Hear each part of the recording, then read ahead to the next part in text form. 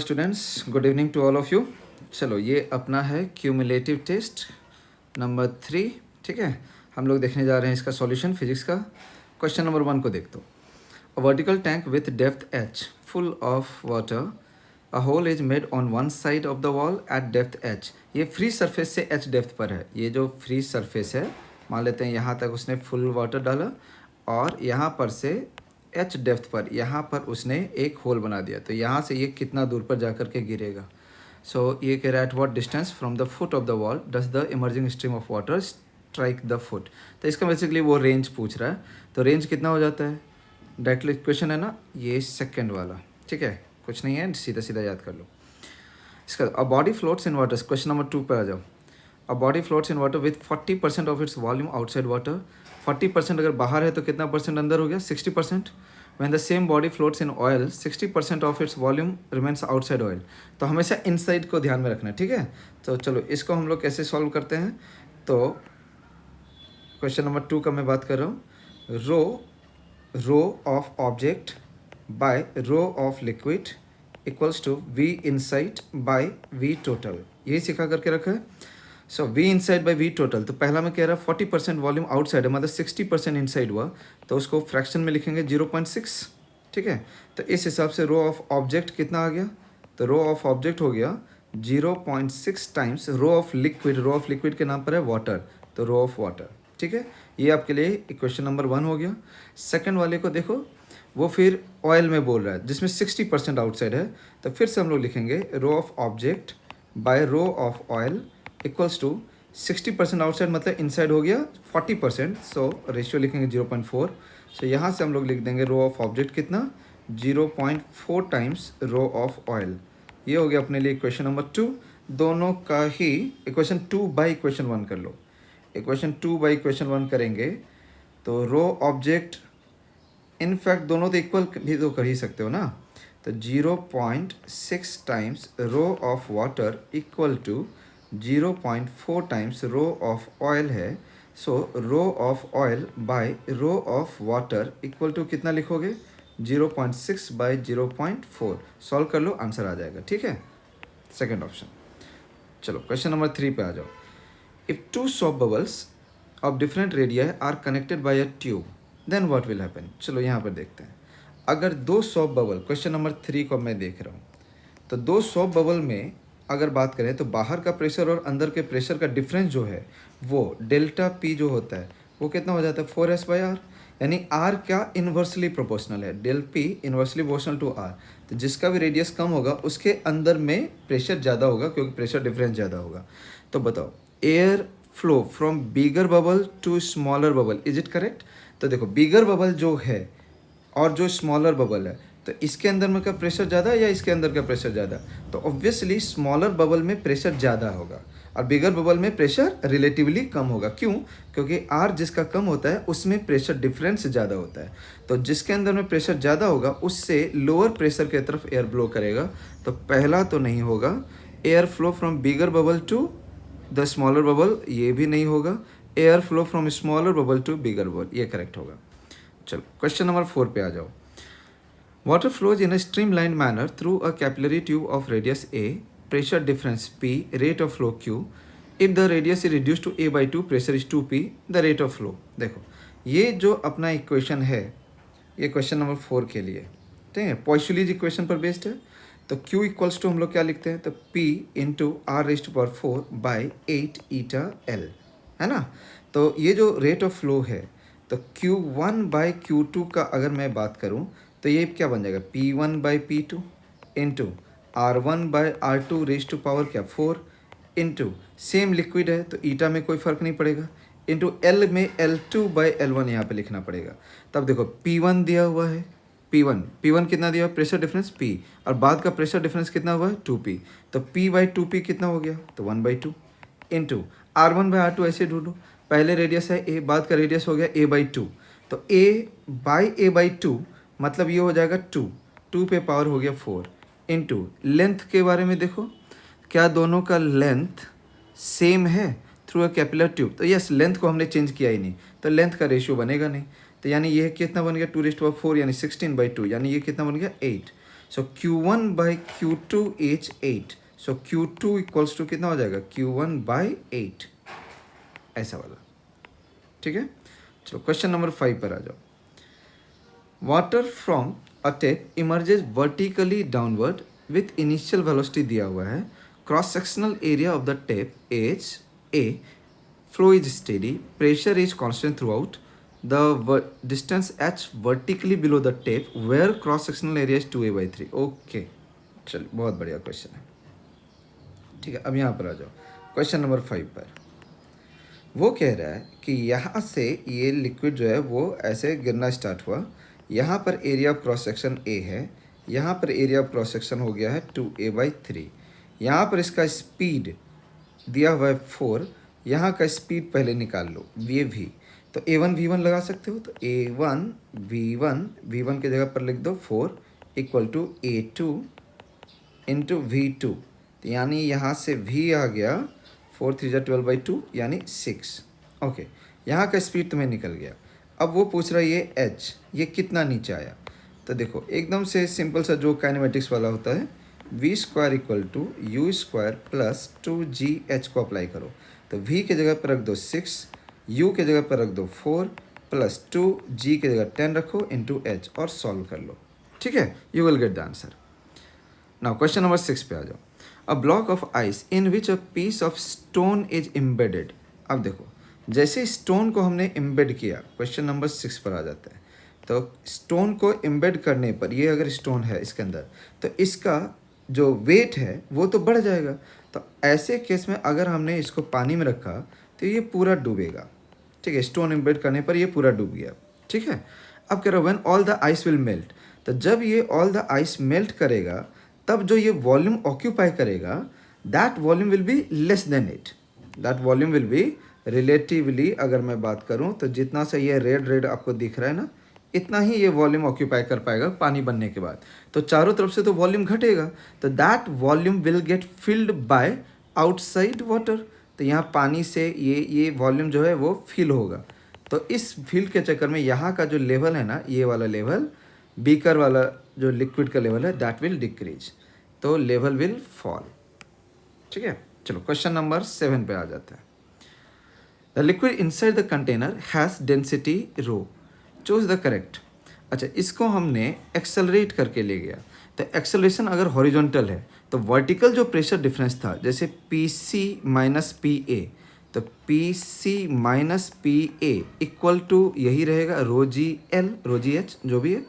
और C और D का प्रेशर सेम नहीं रहेगा. तो PC minus PD will be equal to, again rho AL होता है, तो रो A की जगह पर भी G ही है, तो G इंटू L. ये बेसिकली A है. मेरी बात समझ आ रहा है ना. यहाँ जो G लिखा है वो A है, रो AL होता है. तो इस हिसाब से पॉइंट C का प्रेशर तो सबसे ज़्यादा हो गया, क्योंकि पॉइंट C का प्रेशर A से भी ज़्यादा है, पॉइंट C का प्रेशर D से भी ज़्यादा हुआ. तो PC इज हाईएस्ट. अब देखो कौन सा वाला इक्वेशन करेक्ट है. PC माइनस PD ये वाला करेक्ट हो गया. PC माइनस PA, ये तो PA माइनस PC दे दिया, ये गलत हो गया. PC माइनस PB ये आपको ऐसे नहीं निकाल सकते हो. इसको निकालने के लिए क्या करना पड़ेगा, तो PC माइनस PD लिखो, फिर PD माइनस PB लिखो. बात समझ आ रहा है. तो ये इक्वेशन भी गलत ही आया. PA माइनस PD 0, मतलब PA इक्वल टू PD. तो क्या A और D पॉइंट का प्रेशर सेम है? It's not sure. PA minus PD equal to 0. एक सेकेंड, PA, तो PA माइनस PB, एक्चुअली ये क्लोज्ड कंटेनर है ना. अगर PB का वैल्यू मैं मान लेता हूँ P0. ठीक है. सो इस हिसाब से मैं इस क्वेश्चन को नीचे देखो तो लास्ट ऑप्शन को मैं ट्राई कर रहा हूँ. लास्ट ऑप्शन, क्वेश्चन नंबर 7 के लास्ट ऑप्शन को मैं देखना चाह रहा हूँ. उसके लिए मैं पहले लिख रहा हूँ PA minus PB equals to rho AL होता है, तो A की जगह पर है G इंटू L. ठीक है. फिर ठीक है ना, फिर हम PD माइनस PB लिखना चाह रहे हैं. PD माइनस PB, तो ये वर्टिकल हो जाएगा, तो ये भी रो GH, तो ये भी रो GL. तो इस हिसाब से P A minus P B equals to P D minus P B है, तो P B will get cancelled out, so P A equal to P D, तो P A equal to P D, यानी ये option भी correct बैठ रहा है। तो सेवेंथ में हमसे जो आंसर का वो डिमांड कर रहा है उसके अकॉर्डिंग सी तो करेक्ट है ही है, डी भी करेक्ट है। C and D both are correct. समझ में बात आया? तो इसमें हमने आंसर तो सी दे रखा है, बट 7 का C and D both are correct answer. Clear? चलिए क्वेश्चन नंबर 8 पे आ जाओ। The ratio of radii to bubbles is 2:1। चलो क्वेश्चन नंबर 8 पे आ जाओ। अगर रेशियो ऑफ रेडियाई है तो यानी R1/R2 दिया हुआ है 2/1, what is the ratio of excess pressure? तो delta P is inversely proportional to R, we all know. So delta P1/डेल्टा P2, what will be happen? R2/R1, तो इट विल बिकम 1/2। ठीक है, question number 8 is also clear. Now 9 पर आ जाओ। 9 में the water rises higher in a capillary tube of small diameter. बिल्कुल सही बोल रहा है, क्योंकि H जो होता है H is equals to 2s cos theta by rho R g होता है, तो R के इन्वर्सली प्रोपोर्शनल होता है। तो जितना छोटा डायमीटर होगा उतना ही हाइट ज़्यादा होगा। It is correct. Height through which liquid rise in a capillary tube inversely proportional to the diameter, ये भी बिल्कुल करेक्ट है। So both are correct. Okay, now question number 10 पे चलते हैं। तो क्वेश्चन नंबर 10 में ये देखते हैं, ये प्रेशर को रिलेट करना है। तो पॉइंट ए का प्रेशर एटमॉस्फेरिक प्रेशर हो गया, ठीक है। तो पॉइंट ए और पॉइंट सी सेम लेवल पर है, तो P A equal to P C, तो पी सी भी एटमॉस्फेरिक प्रेशर के बराबर है। क्लियर है? ओके, अब बात आता है कि यहाँ पर पी सी के बाद ये वाला जो पॉइंट बी है, बी, और ये वाला जो पॉइंट है, तो देखो पी ए जो है, पी ए को पहले लिखते हैं, वो हो गया atmospheric pressure P naught. P C same level पर है, वो भी हो गया पी नॉट। अब पी बी के बाद यहाँ पर एक पॉइंट बनाओ डी, तो पी बी और पी डी देखो वो भी है पी नॉट, लेकिन पी बी जो होगा, P B is less than P naught. क्यों? क्योंकि ये कॉन्वेक्स साइड पर है। हम लोगों ने ये पढ़ा हुआ है ना कि अगर सरफेस ऐसा हो तो जो कॉन्केव साइड होता है उसका प्रेशर ज़्यादा होता है और जो कॉन्वेक्स साइड होता है उसका प्रेशर कम होता है। तो बी जो है वो कॉन्वेक्स साइड पर है, तो बी का प्रेशर ये डी वाले पॉइंट से कम है, यानी पी नॉट से कम है। अब इसी बेसिस पर बनाओ, तो P A equal to P C and greater than P B, because P B is less. Very good. चलो क्वेश्चन नंबर 10 तक हो गया। 11 पर आ जाओ। There are two identical small holes on opposite sides of a tank containing a liquid. The tank is open at top, difference in height h. As the liquid comes out of the two holes, the tank will experience a net horizontal force. Okay, ये एक अच्छा question है। चलो question number 11 को मैं यहाँ पे solve करता हूँ। तो क्वेश्चन नंबर 11 को मैं यहाँ पे सॉल्व कर रहा हूँ। देखो, अगर हम लोग बात करें कभी भी, अगर यहाँ पर एक होल है, यहाँ से जो स्पीड आता है v, वो हम लोग लिखते हैं √2gh, ये हो गया स्पीड। अब इस स्पीड की वजह से यही होता है ना h, ये जो ऊपर से जो आता है ये h आता है, इसके वजह से इस पर एक रिकॉइलिंग फोर्स लगता है। That recoiling force is given by f जो होता है, that one is rho into a into v square, where a is what, ईयर एरिया ऑफ क्रॉस सेक्शन वो होल का, और v तो खैर ये हमें पता है। ठीक है, तो ये हो गया इस पर recoiling force. Now according to the question पर अब मैं डिस्कस कर रहा हूँ। पहले ये कॉन्सेप्ट समझ गया, अब क्वेश्चन पर आ जाए। तो क्वेश्चन में ये दोनों साइड पर होल्स हैं, ठीक है। एक होल यहाँ पर है, एक होल यहाँ पर है। अब ये वाला जो हाइट है ना, इसको h1 मान लेते हैं, और ये वाला जो हाइट है उसको h2 मान लेते हैं। तो अब ऐसे में यहाँ पर से देखो, जो लिक्विड बाहर जाएगा उसको v1, और जो रिकॉइलिंग फोर्स होगा वो f1। यहाँ से जो लिक्विड बाहर जाएगा वो स्पीड हो गया v2, और रिकॉइलिंग फोर्स हो गया f2। तो नेट फोर्स क्या हो जाएगा तुम्हारा, हायर माइनस लोअर, तो f2 ही बड़ा होगा क्योंकि स्पीड ज़्यादा है। सो f नेट जो होगा, f net equals to f2 minus f1।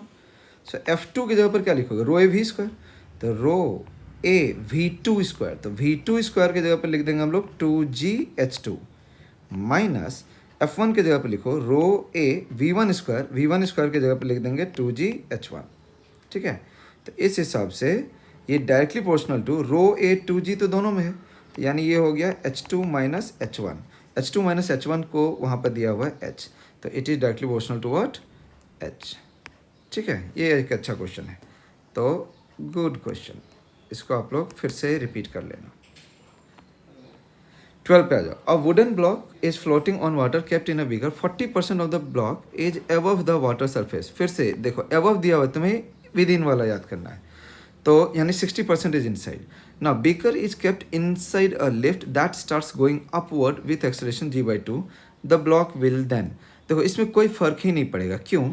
क्योंकि जब ये ब्लॉक को और ये जिस कंटेनर में रखा हुआ है ऐसा करके, ठीक है, जब इसको हम लोग ऊपर की तरफ मूव भी करते हैं कुछ एक्सेलरेशन से, तो इसमें दो जगह पर इफेक्ट पड़ता है। पहला जो इफेक्ट है वो इसके बॉयंसी फोर्स पर है F पे, और दूसरा जो इफेक्ट है वो इसमें लगने वाला डाउनवर्ड फोर्स पर है mg। तो देखो mg वो हो गया mg, ठीक है। तो ये जो F और mg है, क्योंकि यहाँ पर इनिशियली ये दोनों बैलेंस कर रहा था, तो एक्सेलरेशन के वजह से क्या लिखोगे, तो रो v जो डिस्प्लेस हुआ इंटू जी इफेक्टिव आ जाएगा, जिसका वैल्यू g प्लस है, और mg भी जो होगा ना वो भी mg इफेक्टिव है, यानी mg प्लस ए ही बनेगा। तो इसमें जो g प्लस ए है वही g प्लस ए ऊपर भी है, तो f और mg दोनों में सेम रेशियो में चीज़ें बदल रहा है, इसीलिए इसमें कोई फ़र्क नहीं आएगा कि कितना अंदर है बाहर है, इसलिए it will remain same 40% above the water. So हमेशा के लिए ध्यान में रखो, अगर हम लोग बीकर को कभी भी आइदर अपवर्ड एक्सलेट करें या डाउनवर्ड एक्सलेट करें, उससे फ्रैक्शनल इनसाइड या आउटसाइड पार्ट जो है उस पर फर्क नहीं पड़ता है, ठीक है। क्यों नहीं पड़ता? Because F also changes and at the same time mg also changes. चलो क्वेश्चन नंबर 13 पे आ जाओ। If 1000 drops are combined to form a larger drop, then the ratio of surface energy of smaller drop to the larger drop. अब यहाँ पर समझो, उसने smaller drops नहीं बोला है, मतलब सारे ड्रॉप को मिला करके बात नहीं करना है, किसी एक ड्रॉप का बात करो। तो मैं क्वेश्चन नंबर अब 13 पर बात कर रहा हूँ। तो स्मॉलर ड्रॉप के लिए अगर मैं बात करूँ, energy E small equals to क्या लिखते हो, तो S into A, S into 4πr², clear है। और जो बड़ा वाला ड्रॉप है E big equals to S into 4πr², ठीक है।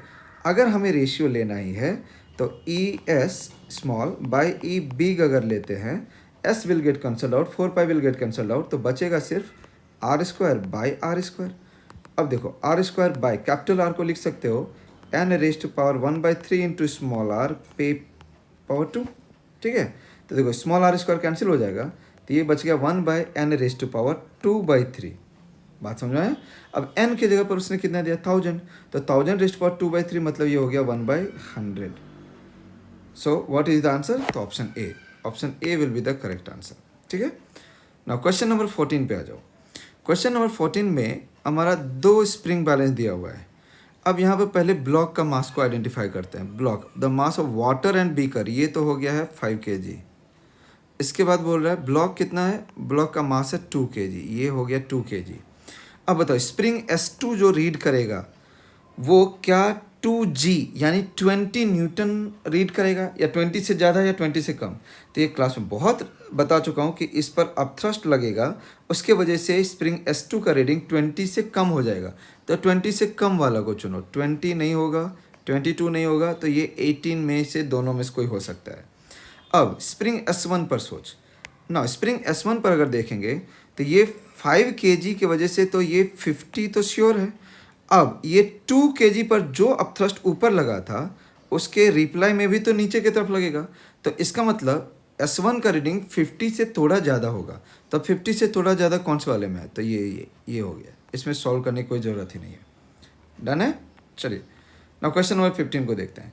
अ wind with speed 40 blows parallel to the roof of a house, the area of the roof, मतलब ये हो गया कुछ ऐसा, मान लो ऐसा टाइप का रूफ, ठीक है। ऊपर से ये विंड फ्लो कर रहा है, तो ये स्पीड v दिया हुआ है, तो इसमें ये तो डायरेक्टली है, तो फोर्स ये क्लास में बता चुका हूँ कि अपवर्ड डायरेक्शन में लगेगा। कितना लगता है फोर्स का वैल्यू, तो F equals to half rho area into v square, half rho v square, ठीक है, डायरेक्ट है ये। रो दिया हुआ है क्या, देखो रो ऑफ एयर दिया हुआ है, एरिया दिया हुआ है 250 मीटर स्क्वायर, वी दिया हुआ है 40 metre per second, directly you have to put here and you will get the answer. चलो 15 के बाद आते हैं आप 16 पे। Now two soap bubbles collapse, ठीक है, it is noticed that while joining together the radii of two bubbles are A and B, then the radius of curvature of interface, तो जब भी ऐसा कोलैप्स होता है तो वो दोनों परफेक्ट मिक्स नहीं होते। मैं यहाँ पर आपको दिखाता हूँ 14 नंबर को। तो 14 नंबर में जब भी ऐसे दो ड्रॉप्स को आप मिक्स करोगे तो तुरंत से ये दोनों बबल्स जब मिक्स नहीं होगा, बल्कि यहाँ पर एक ऐसा करके एक सरफेस बनाएगा, ये इसको इंटरफेस कहते हैं। तो इस इंटरफेस का रेडियस के लिए, तो ये मैं बता चुका हूँ आप लोगों को कि ये जो इंटरफेस का रेडियस होता है इसके लिए 1/r equals to 1/r1 minus 1/r2 लगाना है, यानी r इक्वल्स टू हो जाएगा r1r2/r2 माइनस r1, मतलब बड़ा रेडियस माइनस छोटा रेडियस। तो देख लेते हैं, ये हो गया ऑप्शन सी, ठीक है। 17 को देखो, a solid floats with 1/4 of its volume above the surface of water, the density of solid is. Now question number 17 में मुझे किसी तरीके से भी नहीं लगता ये क्वेश्चन आपसे नहीं होगा। 1/4 अगर अबव है तो कितना अंदर हो गया, 3/4, तो यानी rho of object by rho of liquid equals to जितना अंदर है तो कितना फ्रैक्शनल अंदर है, तो 3/4, volume inside by volume total. अब इस हिसाब से हमें वॉल्यूम ऑफ ऑब्जेक्ट चाहिए, तो बताओ, सॉरी डेंसिटी ऑफ ऑब्जेक्ट चाहिए, तो डेंसिटी ऑफ ऑब्जेक्ट कितना हो जाएगा, तो 3/4 times rho of liquid, liquid का है यहाँ वाटर, यहाँ पर 1000 रख करके मल्टीप्लाई करो, you will gate 750। So question number 17। Now question number 18 पे आ जाओ। तो 18 पर अगर हम लोग आते हैं, इसको यहाँ से हटा देते हैं, डन है।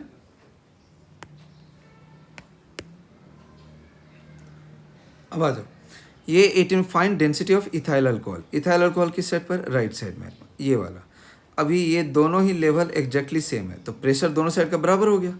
अब यहाँ का प्रेशर तो पी नॉट है, यहाँ का भी प्रेशर पी नॉट है, तो इधर से देख लो लेफ्ट साइड से पी नॉट प्लस क्या आ जाएगा इस पॉइंट का प्रेशर, तो P naught plus rho of water into g into h के जगह पर ले लो 10।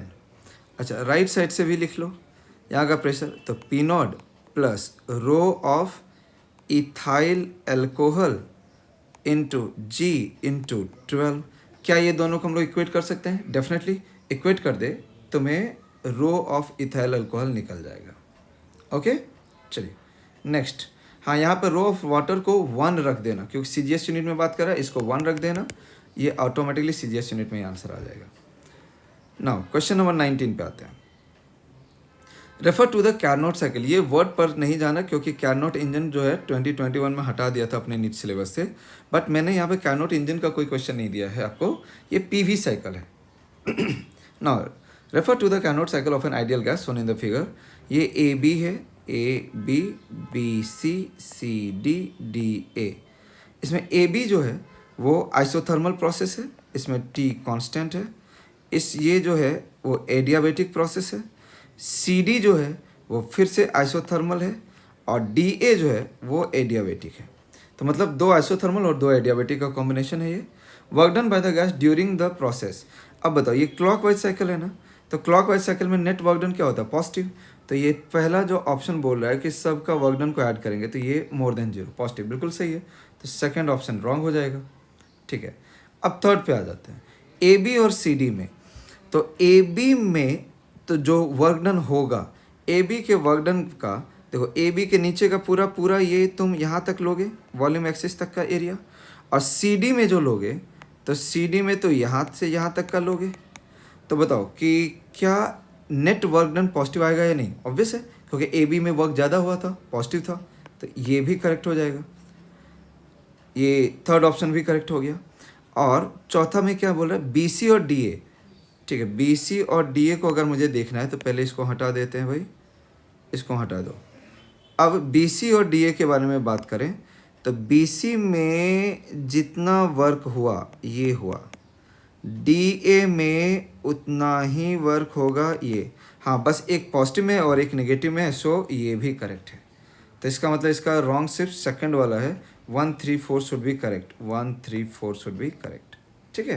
तो इस तरह का क्वेश्चन डायरेक्टली कार्नोट इंजन का क्वेश्चन नहीं है ये, बट वी शुड नो, ठीक है। कितना सा बात हमें जानना चाहिए कि कार्नोट इंजन में 2 आइसोथर्मल प्रोसेस होता है और 2 एडियाबैटिक। जैसे इसमें ए बी क्या है, तो आइसोथर्मल है, आइसोथर्मल। BC क्या है, तो एडियाबैटिक। फिर से CD क्या है, आइसोथर्मल। DA क्या है, एडियाबैटिक। ये बस थोड़ा सा हमें पता होना चाहिए। चलिए नेक्स्ट क्वेश्चन पे मूव करते हैं, क्वेश्चन नंबर 20 पे, ठीक है। In adiabatic process the work done by the system, in adiabatic process work done by the system is 50 joule. तो देखो एडियाबैटिक प्रोसेस में जो भी वर्क डन होगा, जो भी वर्क डन होगा, तो क्वेश्चन नंबर 20 के लिए आप लोग मुझे बताओ Q equals to W plus delta U जो होता है, तो ये तो जीरो हो गया, तो ये जो W होगा वो कहाँ से आएगा, तो इंटरनल एनर्जी से ही तो आएगा। तो इंटरनल एनर्जी इतना वर्क करने में बढ़ेगा या घटेगा, ऑब्वियसली इट विल डिक्रीज। तो internal energy of the system will decrease by 50 joule because work is done at the expense of internal energy. 21 को देखो, वाटर का वॉल्यूम दिया हुआ है at the height of 20 meter is pressed by this much of pressure, work done by the motor। Question number 21 excellent question में से एक ए है। अब देखो मैं पहले समझाऊँ इसको, एक मोटर है यहाँ पर, इसको आप एक मोटर समझ लो, ठीक है।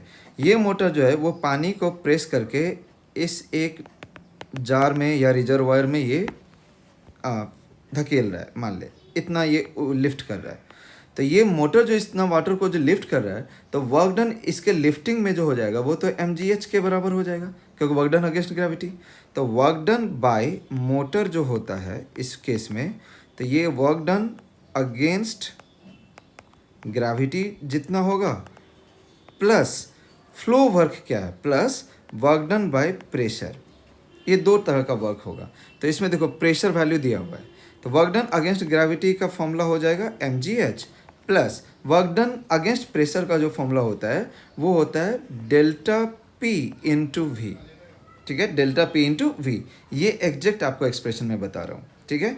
इस क्वेश्चन को आपको 2-3 बार तक कम से कम अटेम्प्ट करके रखना चाहिए और बाद में भी इसको रिवीजन के लिए रखो। अब बात ये है, यहाँ पर देखो m दिया हुआ है कितना, तो वॉल्यूम दिया 4 मीटर क्यूब, तो मास को डेंसिटी इंटू वॉल्यूम कर लो, तो डेंसिटी हो गया 1000, वॉल्यूम हो गया 4, ठीक, इंटू जी के जगह पर 10, इंटू एच के जगह पर कितना दिया हुआ है 20 मीटर, ये हो गया।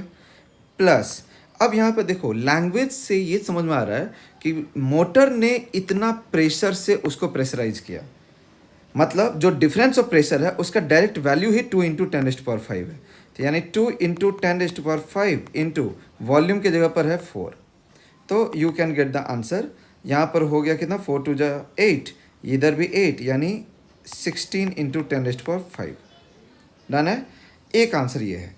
बट मैं आपको एक और भी बताता हूँ, जब भी ऐसे बोलता है ना कि ये इतने से प्रेशर से प्रेस किया है, तो यहाँ पर आपको थोड़ा सा एक और तरीके से सोचना चाहिए आपको। जैसे क्या मैं सोचने के लिए बोल रहा हूँ, mgh तो रहेगा ही रहेगा, plus delta P into V में mgh आप अपने जगह पर सही लिख रहे हो, 1000 इंटू 4 इंटू जी की जगह पर 10 इंटू एच की जगह पर कितना है 20, प्लस डेल्टा P में जितना प्रेशर से उसने प्रेस किया, किसके अगेंस्ट, एटमॉस्फेरिक प्रेशर के अगेंस्ट। एटमॉस्फेरिक प्रेशर होता है 1 इंटू 10⁵ 1 atm, तो इस हिसाब से डेल्टा P का वैल्यू होना चाहिए 2 into 10⁵ minus 1 into 10⁵ into V की जगह पर होना चाहिए 4। ये आंसर भी करेक्ट ही मानेंगे हम, बट इस क्वेश्चन के लैंग्वेज के अकॉर्डिंग मैं ऊपर वाले आंसर को करेक्ट बोल रहा हूँ, बट मैं फिर से बोल रहा हूँ कि आप थोड़ा सा लैंग्वेज पर श्योर रहना। अगर मैं इस क्वेश्चन को AI को भी सॉल्व करने दूं या गूगल पर भी सर्च करने के लिए दे दूं, तो थोड़ा सा लैंग्वेज के कारण आपको यहाँ पर 2 आंसर्स हर 2 साइड में डिफरेंट मिलेगा। तो इसके अकॉर्डिंग मैं 12 इंटू 10⁵ मिल जाएगा। अब इन दोनों में से कौन सा वाले को चूज करें, तो mostly I will go with the my second answer, ठीक है। But this question was already asked and there they had thought like this extra pressure by which it has pressed is the actually difference in pressure, that's why they had given the answer as 16 into 10⁵। Next time अगर ये question आता है कभी हमारे exam में, तो मैं suggest करूँगा आपको कि सब सेकंड आंसर पे जाओ, क्योंकि ये बहुत ज़्यादा इस क्वेश्चन पर ऐसे लैंग्वेज पर डिबेट हो चुका है। डन है, चलो अब आते हैं मैं 22 पे। An ideal monoatomic gas is taken through the thermodynamic state A, B, C, D via the paths UA, UB, UC, UD, ये इंटरनल एनर्जी को देन। अच्छा, यहाँ का UA है, ओके, ये UB है। UA और UB तो इक्वल हो ही नहीं सकते क्योंकि टेम्परेचर अलग अलग है, तो UA इक्वल टू UB चलो है भी नहीं। UB लेस देन UA हो सकता है क्या? UB का तो टेम्परेचर ज़्यादा है, तो ये तो गलत ही हो गया, ये गलत है।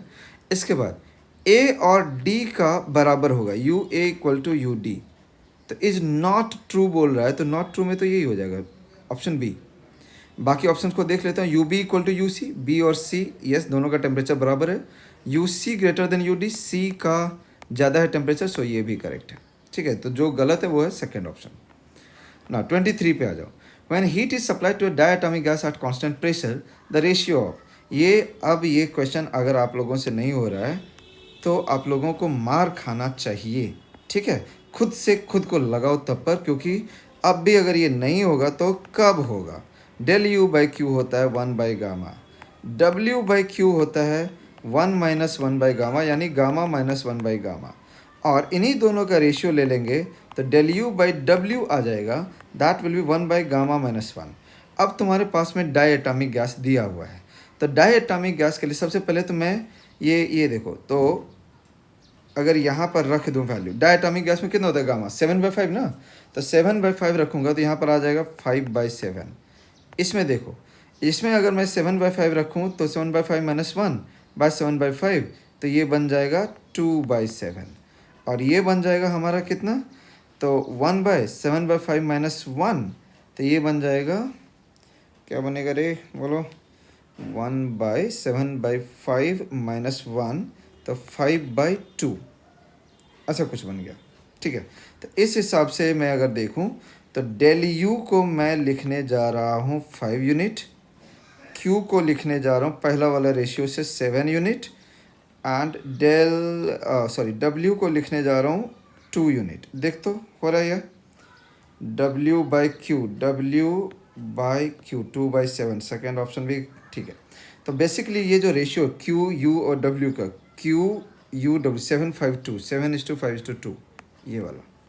ठीक है, 24 is actually the lengthy question. 24 मैं आपको हिंट करता हूँ, आप लोग इसे सॉल्व करेंगे। ये दिया हुआ V equals to K into T⁻²/3, वो पूछा वर्क डन। तो वर्क डन के लिए आप इसको बिना कुछ और सोचे हुए इंटीग्रेशन ऑफ P/dV लगाओ। ठीक है, अब PV इक्वल्स टू nRT तो हम लोग सब जानते ही हैं, डन। सो इस हिसाब से P के जगह पर आ जाएगा P के जगह पर आ जाएगा क्या बोलो?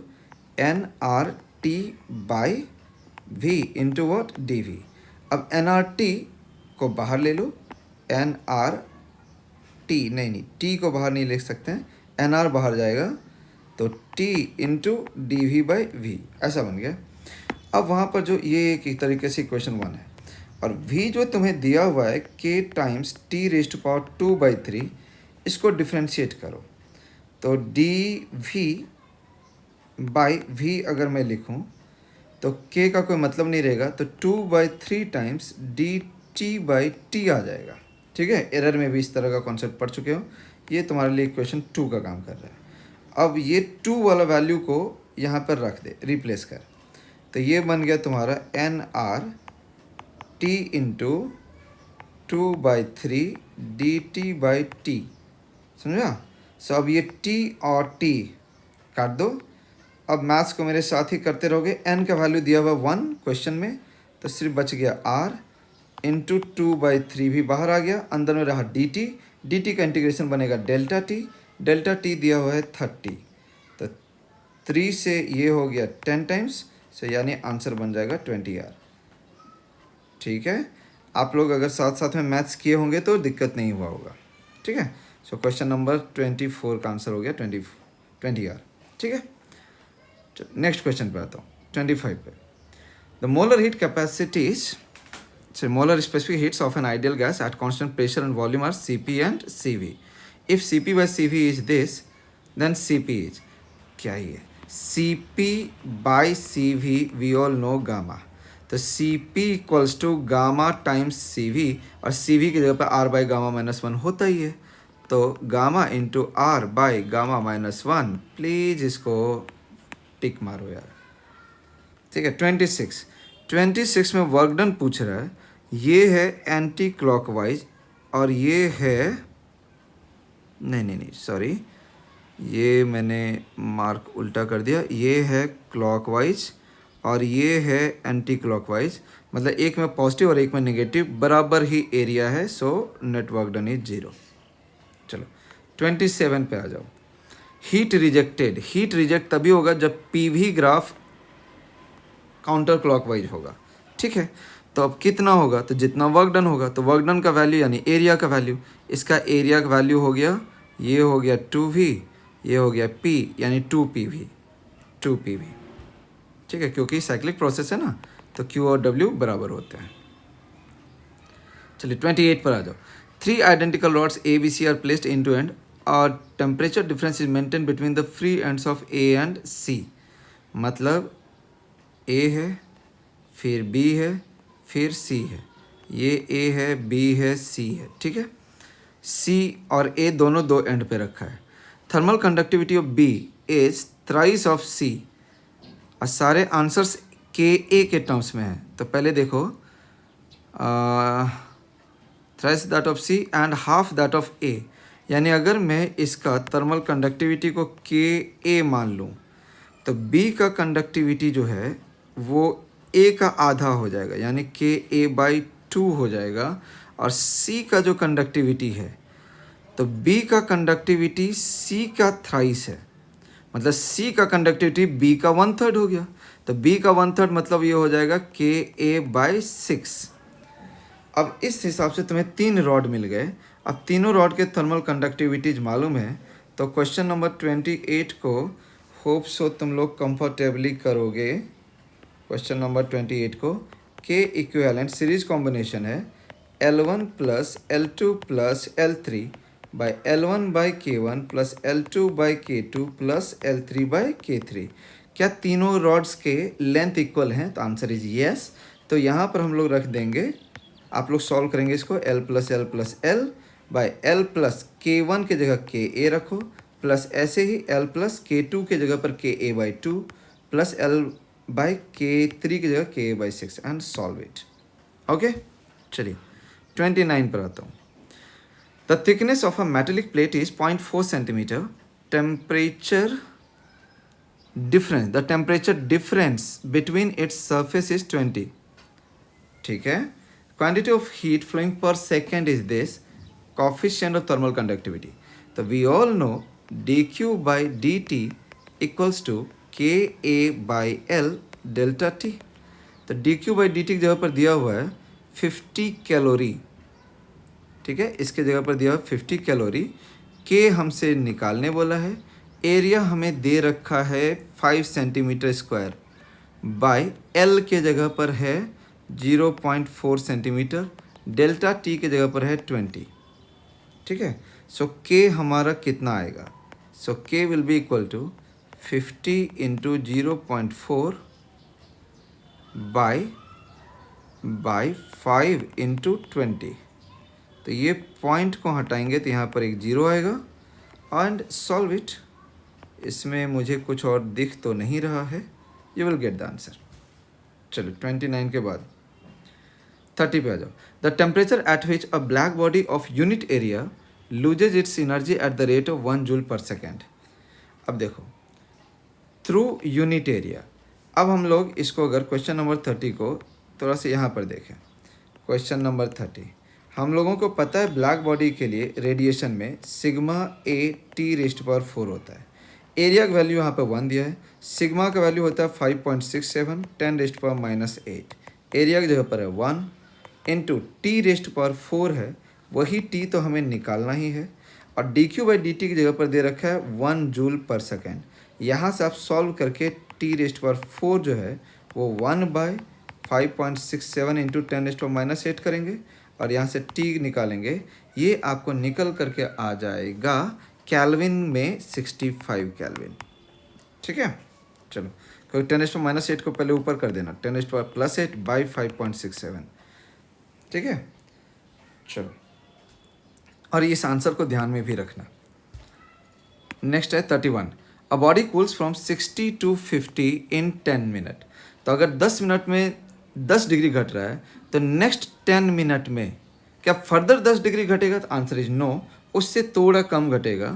तो यानी नेक्स्ट मतलब ये देखो 60 से 50 हुआ है 10 मिनट में, तो 50 से कितना होगा अगला 10 मिनट में? तो क्या ये 40 हो जाएगा? तो 40 नहीं होगा, 40 से थोड़ा ज़्यादा ही रहेगा। तो 40 से थोड़ा ज़्यादा रहेगा, यानी 38 नहीं हो सकता, 40 नहीं हो सकता, 45 भी नहीं होगा, ये 42.85 है, ठीक है। ये इसका डायरेक्ट आंसर हो गया। बाकी अगर हम लोग इसको सॉल्व करना चाहें तो क्वेश्चन नंबर 31 को मैं आपको सॉल्व करने के स्टेप्स बताता हूँ। तो न्यूटन्स लॉ ऑफ कूलिंग है, तो हमें पता है कि delta T by time equals to क्या होता था, B into T average minus T surrounding, इसको यूज करके। तो पहला में डेल्टा टी क्या है 10 बाय टाइम भी है 10 इक्वल्स टू बी एक कांस्टेंट है, टी एवरेज के जगह पर 55 है माइनस 25, ठीक है। इसका अगला में हमें क्या करना है, आप समझो इसको, अगला नेक्स्ट में, तो नेक्स्ट में डेल्टा टी जो हमें लिखना है वो हम लोग लिखेंगे 50 माइनस टी, क्योंकि हमें पता नहीं ना कितना गया, बाय टाइम उसमें भी 10 मिनट है, इक्वल टू बी इंटू, अब टी एवरेज यहाँ पर लिखेंगे 50 प्लस टी बाई 2 माइनस 25। तो अगर इसको हम लोग कैलकुलेट करने जाएंगे थोड़ा सा लेंदी होगा, दोनों का रेशियो ले लो, है ना, दोनों का रेशियो लो और फिर इसको सॉल्व करोगे तो ये निकल जाएगा, ठीक ना। क्वेश्चन नंबर 32 को देखते हैं। To cool the car engine in radiator water is used, why? Because it has high value of specific heat. Earth पे अवेलेबल जो है वो, इसीलिए तो मैंने बहुत बार क्लास में समझाया था कि ओशियानिक एरिया जो होता है, जैसे इंडिया का इस सदर्न एरिया, वहाँ पे टेम्परेचर लगभग मेंटेन क्यों रहता है? Because it has high value of specific heat, ना ही जल्दी गर्म होता है ना ही जल्दी ठंडा होता है, ठीक है। चलो ना 33 पर आ जाते हैं। 2 स्टार्स ए एंड बी का, जिसका कि वेवलेंथ है 360 एंड 480, ठीक है, उसका पूछा सरफेस टेम्परेचर। तो वेवलेंथ डिपेंडेंट जो है, हम लोग वेन्स लॉ को याद करेंगे। तो 33 नंबर में क्या हमें याद है, lambda m into T equals to Wien's constant होता था, है ना। तो उसको कांस्टेंट को हम लोग कुछ भी बी नाम दे दिया ऐसे ही। तो लैम्डा यानी T inversely proportional to lambda m, so T1 by T2 equals to lambda 2 by lambda 1, and हम लोग सॉल्व करेंगे, ठीक है। चलिए, तो रेशियो ऑफ सरफेस टेम्परेचर्स निकल जाएगा आप लोगों से। तो लैम्डा 2 यही 480 हो गया, 480 बाई 360 कर लेंगे आप लोग। नेक्स्ट 34 पे आ जाइए। Yes 34 is a tough question, yes this is a tough question. Question number 34 को देखते हैं। 34 में हमें लिखना है इक्विवेलेंट थर्मल कंडक्टिविटी, ठीक है। द इलेक्ट्रिकल थर्मल कंडक्टिविटी नहीं, द थर्मल, इलेक्ट्रिकल वर्ड को हटाना, the thermal conductivity of the system. तो ये जो दोनों रॉड्स हैं, मैं आपको अगर दोनों रॉड को दिखाऊं तो एक रॉड है ये जो मिडिल वाला है, ठीक है, और जो दूसरा वाला जो रॉड है वो मैं आपको दिखाता हूँ, ऐसा करके, ये साइड से समझो,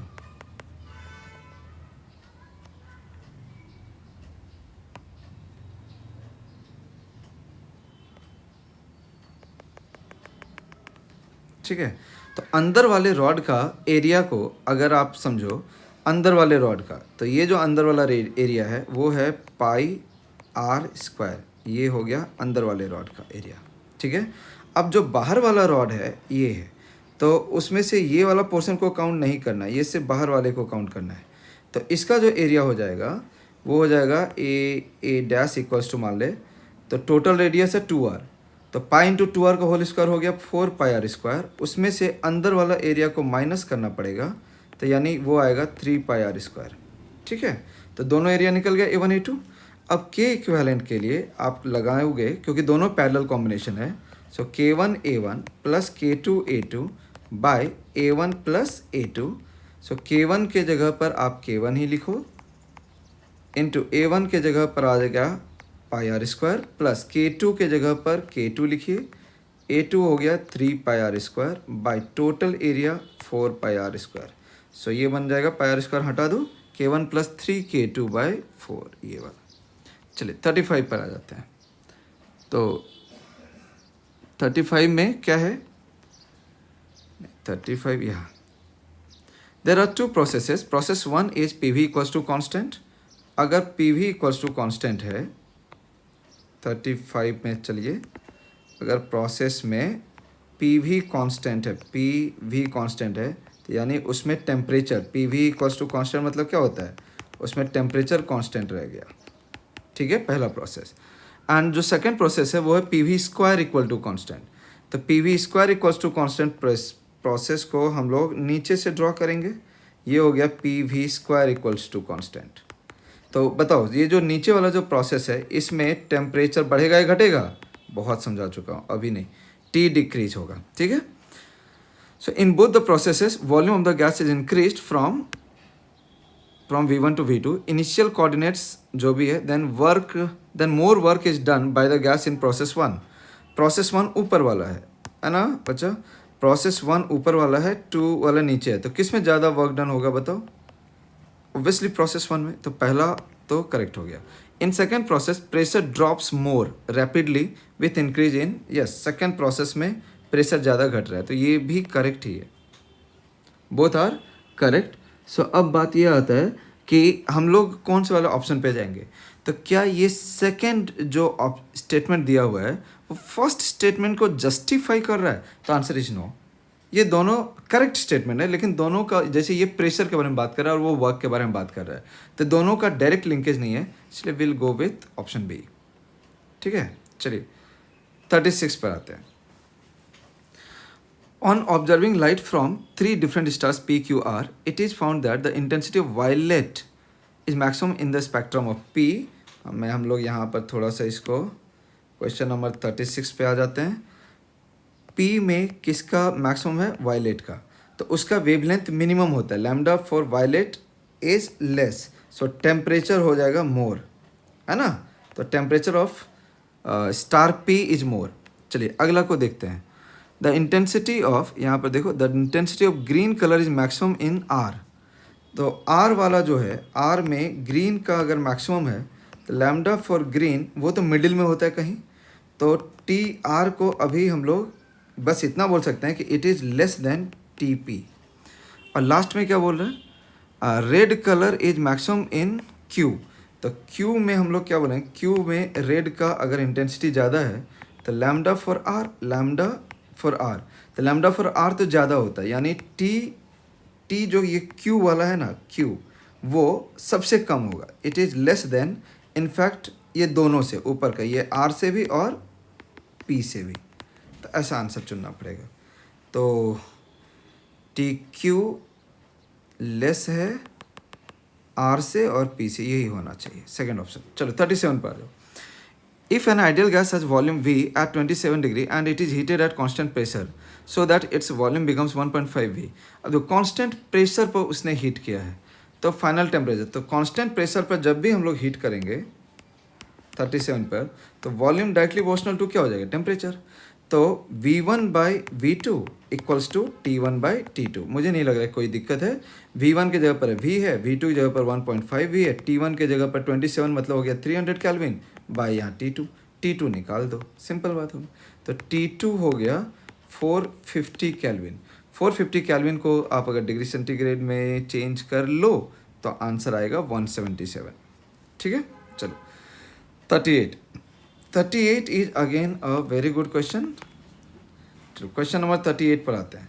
क्वेश्चन नंबर 38 के लिए आपको पहले ये समझना है, Cp minus C V equals to होता है R अगर हम लोग बात करते हैं इन मोल्स, और Cp minus C V equals to हो जाएगा R बाय एम नॉट, मतलब मोलर मास अगर हम लोग बात कर रहे हैं इन ग्राम्स, ठीक है।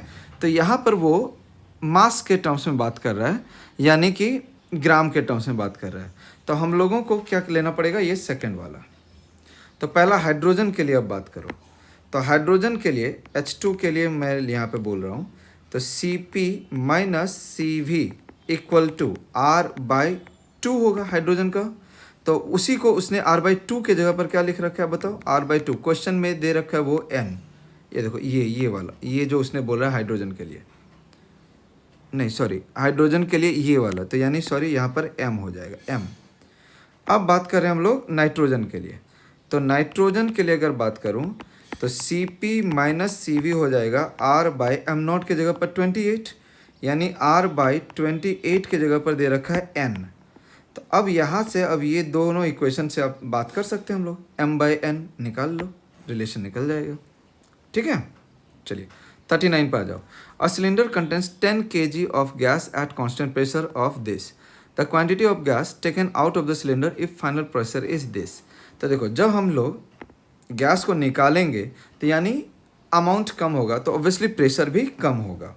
ठीक है, तो हम लोग 39 पर बात कर रहे हैं, तो पी वी इक्वल्स टू हम लोग बोल सकते हैं NRT, तो MRT/m0 ऐसा बोल सकता हूँ मैं।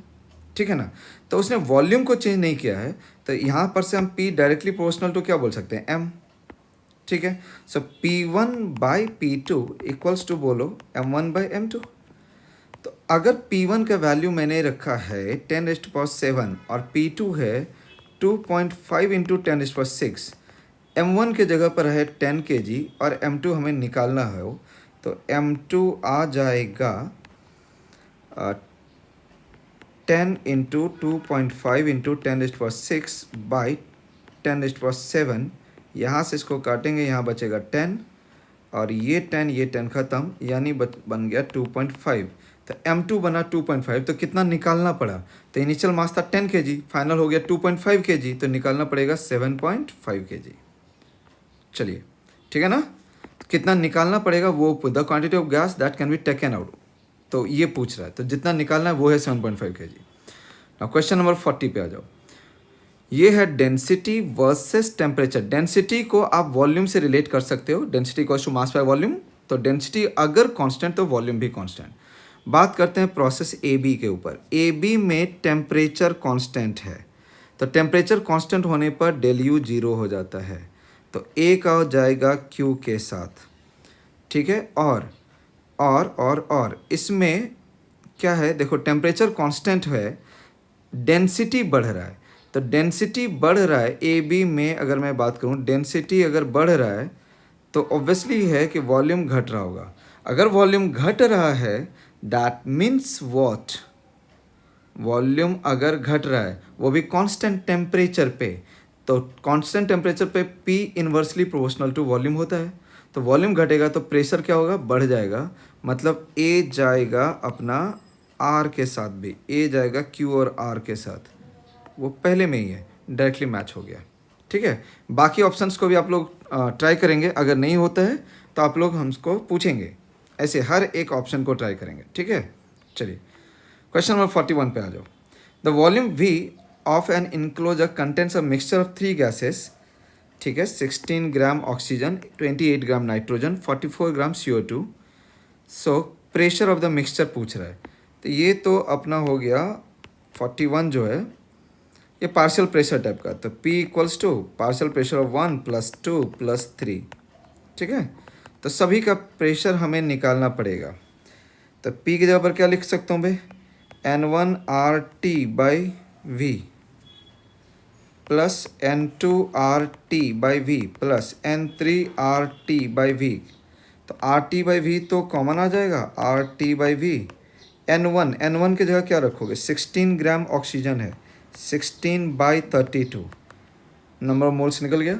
N2 है 28 ग्राम, तो 28/28 प्लस 44 ग्राम है CO2, उसका भी तो 44 ही होता है, तो यानी ये हो गया 1, ये हो गया 1, ये हो गया 1/2, 1 + 1 + 1/2 हो गया 5/2, yes this is the answer.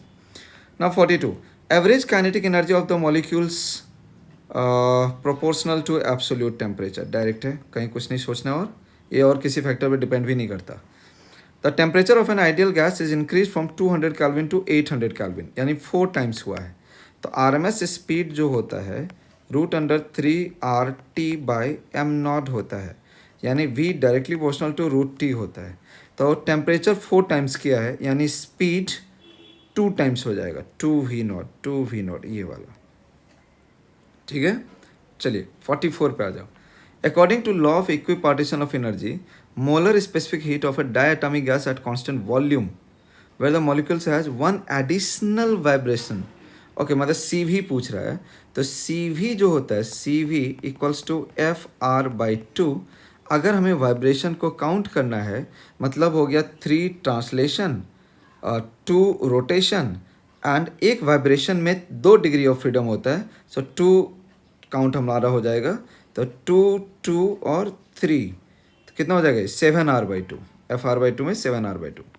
Now 45, if the pressure in a closed vessel is reduced by drawing out some gas, the mean free path का इक्वेशन बताया है 1/√2 पाई डी स्क्वायर इंटू एन, और n के जगह पर होता है के टी, ऐसे p/kt, तो √2 पाई डी स्क्वायर इंटू पी। उसने बोला है कि प्रेशर इज रिड्यूस्ड, प्रेशर अगर घटाएंगे तो मीन फ्री पाथ का वैल्यू बढ़ जाएगा, ठीक है। So it is the solution of your this cumulative test 3। Yes, the paper is good. मेरे ख्याल से इस पेपर में ऑन एन एवरेज हम सब के सब जो है मोर देन 30 क्वेश्चंस तो डेफिनेटली करेक्ट कर सकते हैं। आप लोग ज़रूर कोशिश करिएगा इसमें मोर देन 30 करेक्ट करने का। ओके, टाइम मैनेजमेंट अगर अच्छा रहेगा तो आप लोग कर पाएंगे। चलो, ऑल द बेस्ट। अगर कुछ